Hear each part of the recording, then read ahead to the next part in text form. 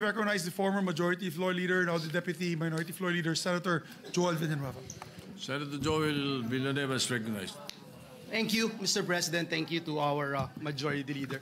Mr. President, distinguished colleagues, I have been listening attentively to the statements, comments, ideas, arguments being raised in this August chamber. But I think the very first question that was raised when we opened the session is when Senator Bato de la Rosa asked as to whether or not plenary action can be superseded, Mr. President, by any action of the committee or even the Senate President. Mr. President, let me put on record my disagreement, Mr. President, with the decision that was made when Senator Jinggoy Estrada made a motion here in this August chamber, which was carried upon by the members of the Senate. So it was no longer just Senator Jinggoy or the members of the minority.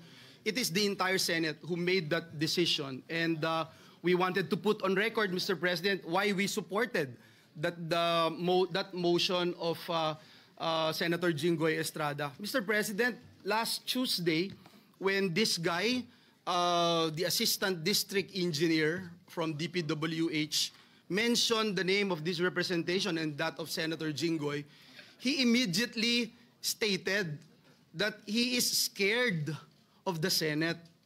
He is scared of the Senate because he mentioned two senators. And during that time, Mr. President, Senator Tito Soto is already the Senate President.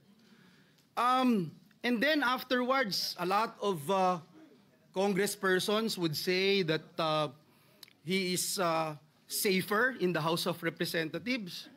And then the lawyers of this fellow would mention na ngayon, all of a sudden, safe na siya dito sa Senado.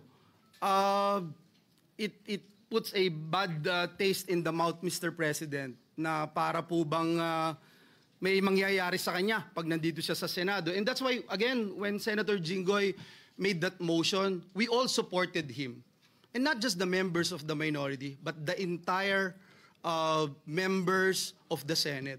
And so, Mr. President, even if the majority right now, including some members of the minority, would support the idea of bringing him here in the Senate premises, Senate custody, I will have no objection, Mr. President. But as a former majority leader, I tried to look at the rules, Mr. President. I have not seen a single line in the Senate rules that says the plenary action ay po pwede pong masupersede ng anumang suggestion ng committee o ng mga abogado po natin sa Senado. But again, Mr. President, let me put on record, I will submit with the wisdom of the majority. If that is the desire of the majority, na ibalik po siya dito, yes, I have no problems with that, Mr. President. It's just that I appeal to my colleagues here. Dear colleagues, kung kayo ho dito ang isa sa mga pinangalanan, kahit wala hong ebidensya, kung kayo po dito ang ginawan ng, sabi nga ni Senator Cayetano, hindi screenshot picture ng isang telepono. Kayo ho yung gawan ng ganun. Kayo ho yung gawan na sabihin, idinala sa bahay nyo yung pera. Doon po sa simbahan ng JIL Church. Mr. President, hindi ko ho alam kung anong mararamdaman nyo kung nasa sapatos ko po kayo. Kahit ho si Satanas, hindi papayag dun sa script niya. Tatanggap ka ng suhol sa simbahan. Tapos, kung ano yung sabihin niya, yun ang masusunod. Doon ako sa PNP custodial. Doon ako sa Senado ngayon, nagbago na isip ko, and then susunod ho tayo. Mahirap hulunukin yun, Mr. President. Dear colleagues, sana hindi nyo maranasan itong ginawa sa amin. Lahat ng katotohanan, pumupunta sa atin. Yung sinasabing CA member ako, 2023 of October, 2024 po ako naging CA. Ang dami nyo rito, kalahati po dito CA nun. 2023, sabi, kino-confirm si Secretary Bunuan. 2022, confirmed si Secretary Bunuan. Paulit-ulit po ako dito, wala akong flood control, walang maiturong flood control. And yet, ito, paniniwalaan. Nasa news, nasa lahat po. Dito sa atin, binanggit yung mga kongresista, pero wala, parang falling to deaf ears, Mr. President. Again, Mr. President, hindi ko kailangan na may sumuporta sa akin dito sa Senado. Kahit isa po dito sa Senado, I appreciate yung mga naniniwala. Kung hindi kayo naniniwala, it's not my problem. Ang alam ko lang, Mr. President, mahirap na ikaw paparatangan tapos sa mismong sarili mong bahay, hindi ka maproteksyonan. Sa mismong sarili mong bahay, pinagdududahan ka o hindi ka man lang mapakinggan, Mr. President. At parang ang nagiging dating ngayon, kung ano ang gusto ni Bryce, nitong assistant district engineer, siya po yung masusunod. So yun lang Mr. President. Akin po, kung ibabalik po siya dito, let the plenary decide and let's continue to abide by our rules. Marami pong salamat, Ginoong Pangulo. Senator Jingo Estrada, Mr. President, would like to be recognized. Senator Jingo Estrada is recognized. Thank you, Mr. President. Mr. President, this morning I received a report that Mr. Bryce Hernandez was transferred here from the Pasay City Jail, and it came to as a big surprise to this representation, since we approved that Bryce Hernandez be committed to the Pasay City Jail. We approved it in plenary. Mr. President, last Tuesday, when he appeared before the TRICOM at the House Committee, at the House of Representatives, the opening statement, if my memory serves me right, of Mr. Bryce Hernandez is that, pwede ba dito na lang ako makulong? Ayoko pong bumalik sa Senado dahil merong mga senador na involved dito sa flood control. And much to my surprise, he mentioned this representation together with Senator Joel Villanueva. After his testimony, full of lies, according to the Senate President, he talked with the Speaker of the House, and they reached an agreement that he be committed at the PNP Custodial Center. But when I discovered that when he was at the PNP Custodial Center, not one OSA member was guarding him there. Ni isa sa mga OSA na dapat meron tayong physical custody of that person. Wala nang pakialam ang pulis dyan eh. Tayo na ang may physical custody. Pero nasaan? Nasaan na nagagwardya sa kanya doon? Eh kung biglang tumakas yun, biglang pinatakas ng pulis yun, paano na? So after that,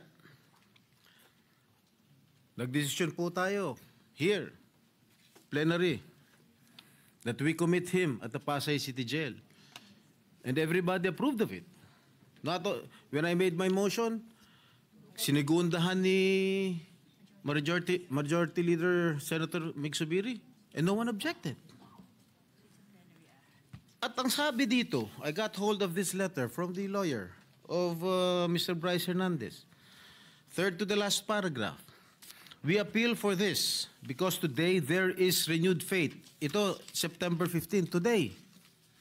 Under your leadership, Senate President Soto, and with Chairman Lacson's stewardship of the Blue Ribbon Committee, there is assurance that the Senate will stand not only as a body of discipline, but as an exemplar of fairness. Mr. President, noong Tuesday, sabi ni Bryce Hernandez, ayaw niya rito. Kayo na po ang Senate President noon. Bakit ngayon sasabihin itong abogado niya, there is renewed faith? Bakit nung sinabi ni Bryce Hernandez, Senate President po kayo, wala ba siyang faith sa inyo noon nung nagsalita siya? Noong Tuesday, na ayaw niya bumalik dito sa Senado? Bakit ngayon niya lang sasabihin na meron siyang renewed faith? Bakit lagi natin sinusunod ko ano gustong kapritsyo ni ni Bryce Hernandez. Gusto niya malipat sa ano? Ayaw niya rito. Nilipat niyo sa custodial. Nung nilipat natin sa Pasay, gusto niya naman ngayon malipat dito. Ano ba talaga? Why are we giving so much importance or credence to this person who is a liar, who is the number one suspect of this corruption, what is happening in our country today? Bakit? Bakit? Meron ba nagproprotection sa House of Representatives? Bakit nung nag-hearing ang Blue Ribbon Committee po, nung si Congressman Marcoleta pang chairman ng Blue Ribbon, nagbanggit si Diskaya, ilang congressman ang involved sa corruption. Pagdating nung kinabukasan, hindi na front page, hindi masyadong pinag-usapan. Nung si Bryce Hernandez na, nagbanggit ng 2 senador, front page na kaagad kami. Kahit hindi totoo yung sinasabi niya, na walang basihan. 30% commission daw. Ang putang ina. I'm sorry. Strike out from the record. I'm sorry. The phrase is How can- stricken off the record. How can I demand 30%? What is his basis, Mr. President? Pagkatapos yan, wala na, kumalat na. Front page na sa lahat ng mga newspaper of general circulation. Lahat na. Masama na kami ni Joel Villanueva. Sa social media, everything, lahat. I've been there. Kaya pinag-iingatan ko pangalan ko. Why should I do such a thing, Mr. President? Why? I will never do such thing, Mr. President. Porket ba I'm actively participating in the Blue Ribbon Committee? Porket ba matapang ako magtanong? Ako na kaagad ang target nila? Bakit? I'm just doing my job as your senator. I have an oath to defend. I want to get all the bad crooks here in the government. That is my duty as your senator, Mr. President. Mr. President, sobra-sobra na. Lahat po kami apektado na. Even the Senate as an institution is also affected by the testimony of one habitual liar. Bakit paniniwalaan natin siya? Bakit yung mga yung sinigaw ng mga congressman? Bakit? Bakit hindi natin imbestigahan? Bakit yung mga senador ang iniimbestigahan? Ako, I'm open to an investigation. In fact, Mr. President, ngayon pa lang, kahit hindi pa nagko-comment sa Blue Ribbon Committee ni Senator Lacson, ngayon pa lang, I'm willing to sign any waiver to open my bank accounts. And that, I'll put that on record. I don't know with Senator Joel. Maybe he will also conform with my idea. So, Mr. President, wag naman ganun. Bakit panay senador lang ang gusto nilang